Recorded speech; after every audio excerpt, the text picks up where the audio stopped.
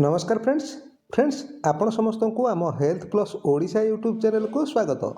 Friends आज आम आपण मानक आपण लिंग को लंबा एवं मोटा बनाया जो उपाय विषय कहना जाऊँ से उपाय करने आपको मास मास धरी नुह केवल 4 दिन प्रयोग ही आपण लिंग लंबा एवं मोटा होगा लगे।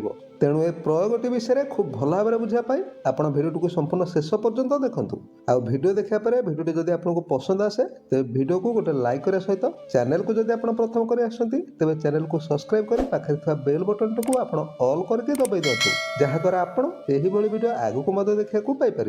तो फ्रेंड्स लिंगर साइज को लंबा एवं मोटा बनायापी उपाय को करने आपन को सेमती विशेष किसी नुह केवल 4टी सामग्री ही आवश्यक हम जहाँ आपड़ कौन भी चेरमूली बिक्री होता दुकान हो नचेत यह ऑनलाइन रू खूब सहजरे पाइबे। तेबे उपाय को करने आपन को 20 ग्राम धड़ा सोरिष 20 ग्राम बड़ भेजी बाइगण बा जहाँ को आम बड़ कटरू बोली कहूचे 20 ग्राम अश्वगंधा एवं 20 ग्राम कड़ा कुठ ही आवश्यक। तेबे एठारे आपण गोटे कथा को जानि नथु ए प्रयोग करने आपण जो कुठ को आनिबे से कुठ जेपरि कषा बा कड़ा ही होइथिबो कहीं कुठ दुई प्रकार मिलता है। गोटे कुठ जो मिठा एवं धला रंगर होता है कड़ा कुठ किंतु सामान्य कला रंगर होता है। मिठा कुठ अधिकांश प्रत्येक चेरमूली बिक्री होता दुकान में मिलता है। साधारण भाव में यह खाइबा ही प्रयोग करा जाए। खास कफ तथा अनेक रोग को दूर करने ही ए कुठ को प्रयोग करा जाए किंतु कषा कुठ बा कड़ुआ कुठ को केवल मालिश कौन तेल बनवाई ही प्रयोग करा जाए। अधिकांश दरजनाशक तेल ही यह प्रयोग करा जाए। तेबे आपन जानापी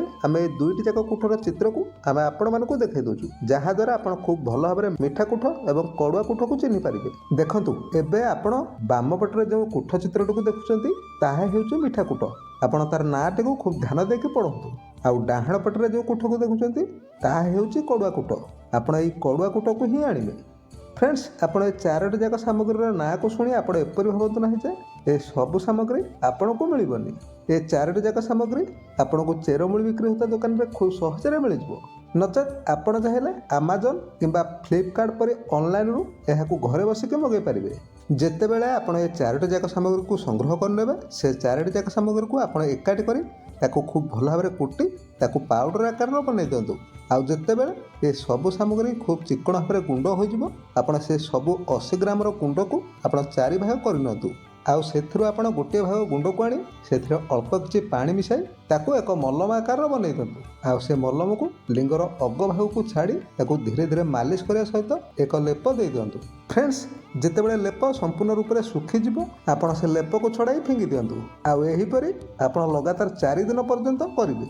आपण देखिबे आपण केवल 4 दिन ए प्रयोग करिया परे आपणक लिंगरे धीरे धीरे वृद्धि हेबाक लागिबो। फ्रेंड्स ए उपायटा को आम मनरू कहूँ बरम ए उपायटी आयुर्वेदिक शास्त्र चिकित्सा चंद्रोदय अच्छी आउ शास्त्र से उपायटी को आम आपण मानक देखा दूँ जहाद्वारा आपण ए औषध उपर संपूर्ण भाव में विश्वास करेंगे।